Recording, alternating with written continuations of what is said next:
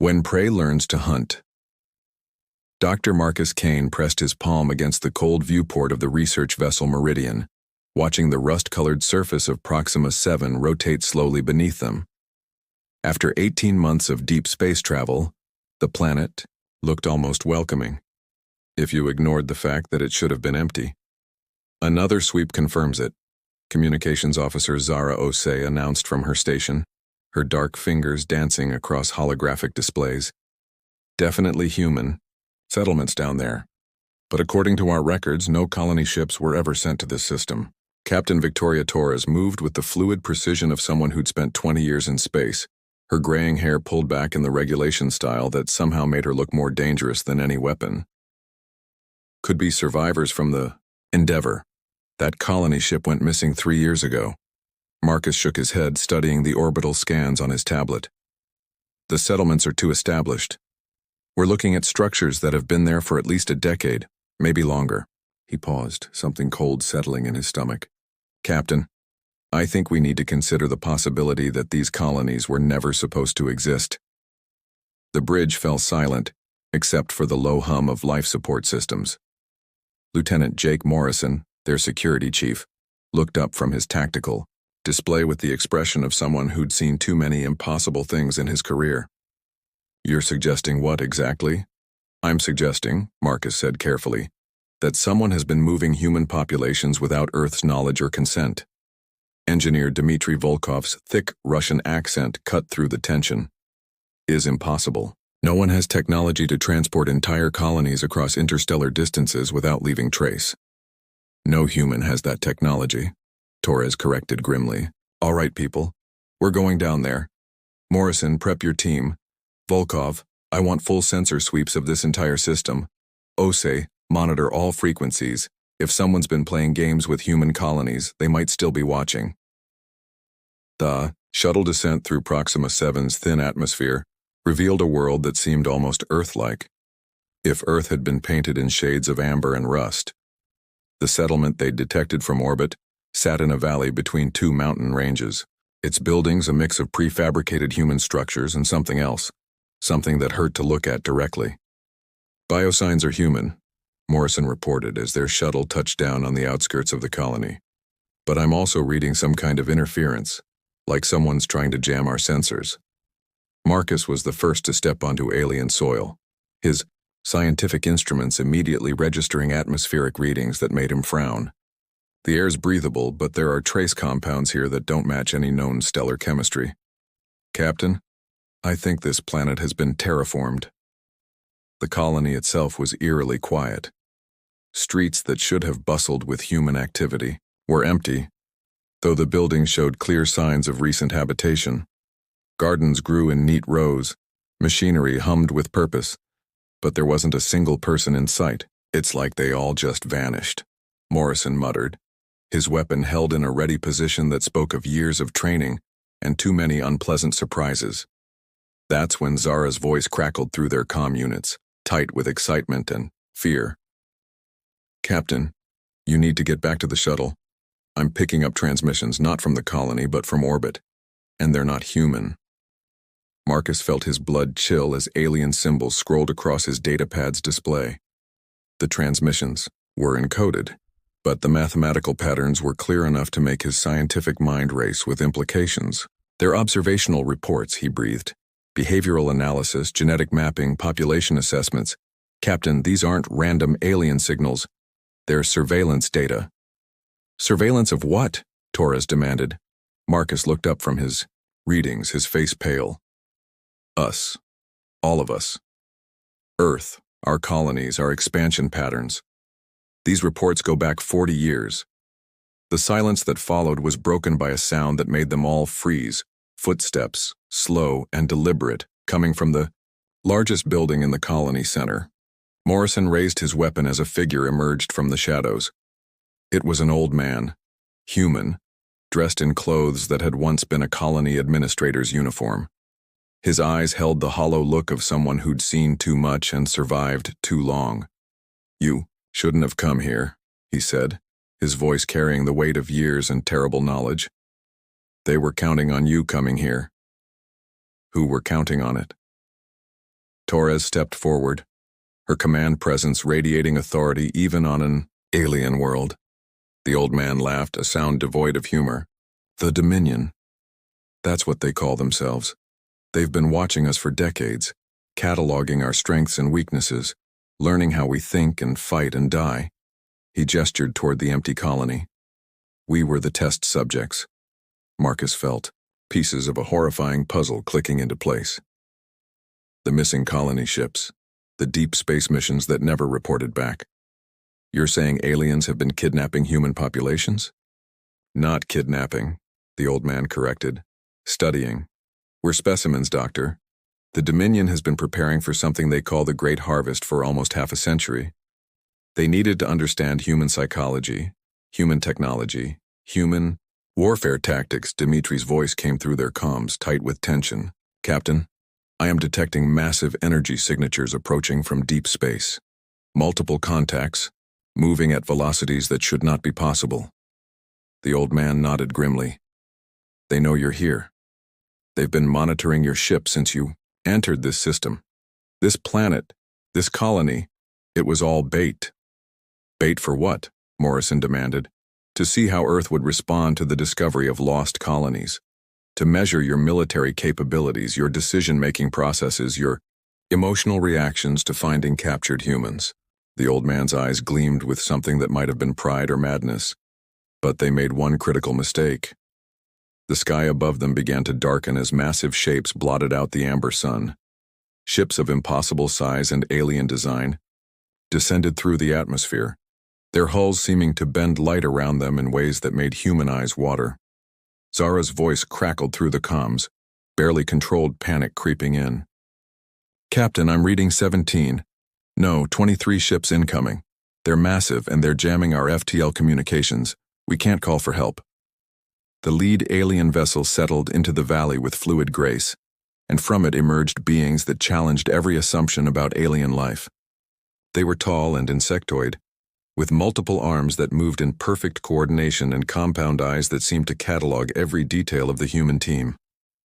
One of them approached, speaking through a translation device that rendered its words in perfect, emotionless English. I am Overseer Kethamore of the Dominion. You will surrender your vessel and submit to processing.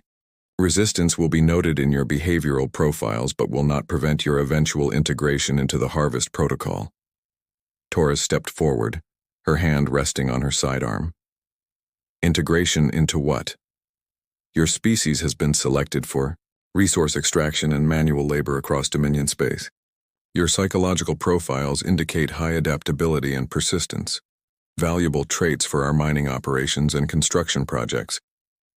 The casual way the alien discussed humanity's enslavement sent rage coursing through Marcus. You've been watching us for 40 years just to turn us into slaves. Slaves is an inefficient term, Kethamore replied. You will be utilized according to your species' optimal function within the greater galactic economy. The Dominion has successfully integrated 347 species into this system. Humanity will be number 348. That's when the old man stepped forward, and Marcus saw something in his eyes that made him think of cornered animals and desperate last stands. There's something you should know about humans, the old man said, his voice carrying across the valley. Something your 40 years of observation might have missed. The alien's compound eyes focused on him with mechanical precision. Elaborate. The old man smiled, and it was the most terrifying expression Marcus had ever seen. We don't just adapt, we learn, and we remember everything. Suddenly the empty colony around them wasn't empty anymore. Figures emerged from buildings, from hidden positions in the landscape, from concealed bunkers that hadn't shown up on any scan. Humans, dozens of them, but something was different about them. They moved with purpose, carried weapons that looked suspiciously advanced, and their eyes held the cold calculation of people who had learned to think like their enemies. You see? The old man continued, as alien soldiers began reaching for their weapons. You made the mistake of keeping some of us alive to study. We've been studying you right back. The first explosion came from orbit, where Dimitri's voice suddenly crackled with wild excitement.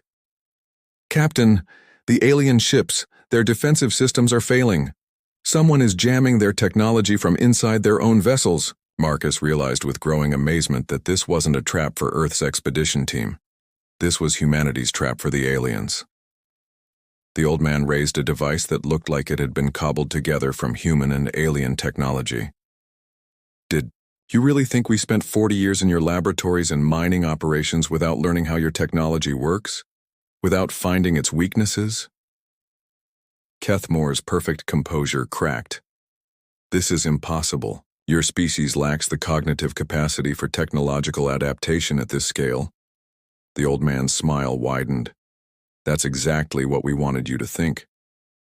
As alien ships began falling from the sky and the carefully planned ambush revealed itself, Marcus understood that they had all underestimated what it meant to be human.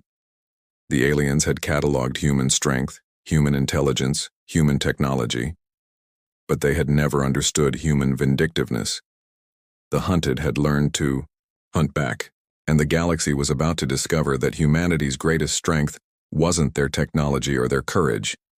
It was their absolute refusal to accept being prey. The galaxy's greatest mistake. Admiral Jackson Reed stood on the bridge of the Earth Defense Force flagship Retribution, watching tactical displays that showed impossible things. 3 weeks had passed since Dr. Kane's emergency beacon had somehow reached Earth, despite the Dominion's jamming, a feat that should have been technologically impossible. "Admiral," his tactical officer reported, voice tight with disbelief, "we're receiving coordinated signals from 17 different star systems. They're all using human encryption protocols, but some of these transmissions are coming from sectors we've never even mapped." Jackson's weathered face remained impassive, though his mind raced through implications that challenged everything Earth Command thought they knew about humanity's place in the galaxy. "Put the primary signal through." The holographic display shimmered, revealing a woman Jackson had never seen before. She was perhaps 40, with prematurely gray hair and eyes that held the kind of hardness that came from years of impossible decisions. Behind her, Jackson could see what looked like a command center built from a mixture of human and distinctly alien technology. "Earth Fleet, this is Dr. Naya Patel, formerly of the research vessel Pathfinder, currently serving as coordinator of the Human Liberation Network." Her voice carried an authority that made Jackson instinctively straighten. "Before you do anything that gets everyone killed, you need to understand what you're walking into." Jackson leaned forward. The Pathfinder had been lost 7 years ago, officially listed as destroyed by cosmic radiation exposure. "Dr. Patel, according to our records, your records are wrong about a lot of things, Admiral." Naya's image flickered, interference patterns suggesting the transmission was being routed through multiple relay points. "The Dominion has been systematically capturing human ships and populations for over 4 decades, but they made a critical error in their methodology. Which was," Naya's smile was sharp as a blade, "they kept us alive to study us, and humans are very good students." The explanation that followed challenged every assumption Earth had made about their missing colonies and lost ships. The Dominion hadn't simply been observing humanity from a distance. They had been conducting a massive, long-term experiment using captured human populations as test subjects. "They needed to understand how we think, how we fight, how we adapt," Naya continued. "So they created controlled environments where they could study human responses to various stimuli. What they didn't anticipate was that we would be studying them right back." Colonel Rex Harrison, Jackson's ground forces commander, stepped into view of the transmission pickup. His scarred face showed the skepticism of a man who'd seen too many intelligence reports that turned out to be wishful thinking. "Dr. Patel, with respect, you're talking about a resistance network spanning multiple star systems. That would require technology and coordination beyond anything we've achieved." "You're right, Colonel. It is beyond anything Earth has achieved, but it's not beyond what humans can achieve when they've had 7 years to reverse engineer Dominion technology while pretending to be broken slaves." The tactical display suddenly lit up with new contacts. Not the expected Dominion fleet, but something else entirely. Ships that looked like they'd been built using human engineering principles, but incorporating technology that made Jackson's military mind race with possibilities. "Admiral," his communications officer called out, "we're being hailed by multiple vessels. The signatures are, well, they're definitely human, but the technology readings are off the charts." The main display split to show a young woman who couldn't have been more than 25. Her engineer's coveralls stained with what looked like coolant from systems Jackson didn't recognize.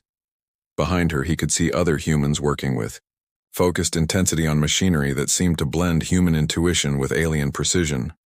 "Earth Fleet, this is Kira Chen aboard the Liberation ship Defiance. We've been monitoring Dominion communications, and their main fleet is about 6 hours out. If you want to save the people they've captured, we need to move now." Jackson felt control of the situation slipping away from him. These weren't the desperate survivors he'd expected to find. These were organized, technologically advanced resistance fighters who seemed to know more about the enemy than Earth's entire intelligence apparatus. "Ms. Chen, I need to understand what we're dealing with here. How many people are we talking about rescuing?" Kira's expression grew grim. "Admiral, the Dominion has been harvesting humans from 23 different star systems. We estimate approximately 400,000 people across 47 different worlds. But that's not the real problem." "What's the real problem?" "They're not just using humans as slave labor anymore. 3 months ago, they started something called the Final Integration Protocol. They're trying to strip our capacity for independent thought and turn us into biological automatons." The bridge fell silent. Jackson had commanded fleets through the Titan Wars and the Asteroid Belt conflicts, but nothing had prepared him for the scope of what he was hearing. However, Naya's voice cut back in. "They've also just made the biggest tactical error in galactic history." "Explain." "They decided to test their final integration protocol on their most troublesome human populations first. The engineers, the scientists, the military tacticians. Basically everyone who had been causing them problems by learning their technology and teaching other humans how to resist."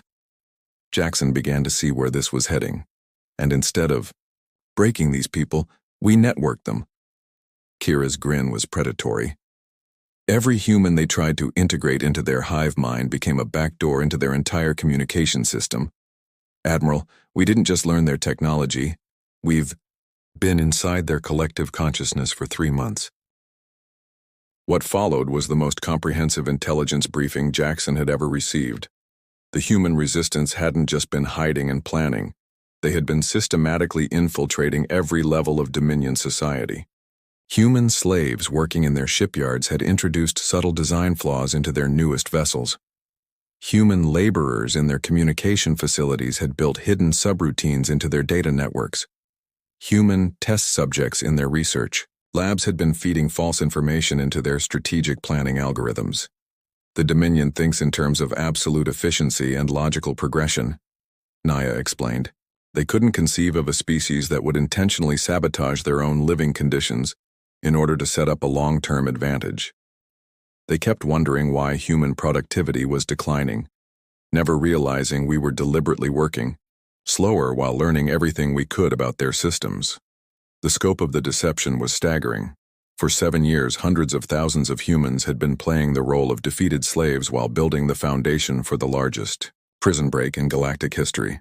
"But here's the beautiful part," Kira added, her fingers dancing over controls that seemed to respond to her thoughts as much as her touch. "They're bringing their entire sector fleet to this system because they think they're dealing with a single Earth reconnaissance mission that stumbled onto one of their experiments. They have no idea that every ship in their fleet has been compromised. Jackson made a decision that would either save humanity or doom it entirely. All ships implement Liberation Protocol. We're not just here to rescue our people, we're here to end this." The battle that followed became legend throughout human space. When the Dominion fleet dropped out of hyperspace, expecting to face a single Earth task force, they instead found themselves surrounded by ships they had never seen before. Vessels that incorporated the best of human engineering with technology stolen from their own research facilities.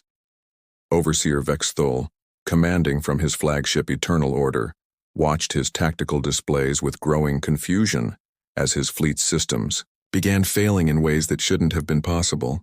"Report," he commanded, his multiple limbs twitching with agitation. Sir, we're experiencing cascading system failures across all vessels. Communication networks are compromised, weapon systems are cycling offline, and our navigational computers are... Sir, they're actively fighting our commands. That's when Vexthul realized the magnitude of their error. The humans hadn't just learned Dominion technology, they had improved it and turned it against its creators. This is impossible, he hissed, through his translation matrix. Humans lack the cognitive capacity for this level of technological integration. Dr. Naya Patel's voice suddenly filled his command center, broadcast on frequencies that should have been secure. Overseer Vexthul, this is the human you designated as Test Subject 7742. I believe you have something that belongs to us. You will be recaptured and properly processed, Vexthul replied, though his certainty was cracking. The Dominion has integrated 347 species. Humanity will not be an exception. Actually, came another voice, younger, filled with the kind of dangerous enthusiasm that made Vexthul's compound eyes focus with alarm. We've been talking to some of those other 347 species. Turns out a lot of them have been waiting for someone to show them how to fight back. Kira Chen's image appeared on his tactical display, but she wasn't alone. Behind her stood beings from dozens of different species, all wearing the same expression of determined resistance that Vexthul had learned to associate with troublesome humans.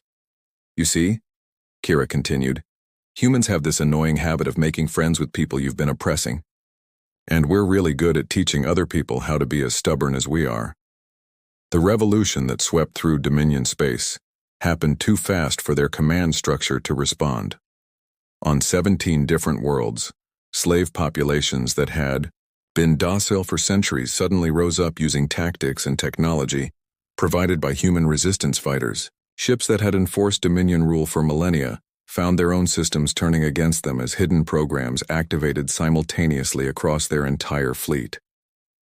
Admiral Jackson Reed watched from the bridge of the Retribution as the most powerful military force in the known galaxy collapsed under the weight of its own arrogance. The Dominion had studied humanity for 40 years, cataloging their strengths and weaknesses, learning their psychology and their limitations. But they had never understood the one thing that made humans truly dangerous: their absolute refusal to accept that something was impossible. Admiral, his communications officer reported, I'm receiving surrender requests from Dominion commanders in 12 different systems. They're asking for terms. Jackson looked at the tactical display showing freed worlds, liberated populations, and a galaxy suddenly full of species that remembered what freedom felt like. The hunters had become the hunted, and the prey had become the apex predators. Tell them, Jackson said, that we'll accept their surrender, but they'll be dealing with representatives from all 347 species they enslaved. Something tells me those negotiations are going to be very interesting. In the end, the Dominion's greatest mistake wasn't underestimating human technology or human courage. It was underestimating the human capacity to turn any situation, no matter how hopeless, into an opportunity to teach the universe that some species should never be caged. The galaxy had tried to make humanity prey. Instead, they had created liberators,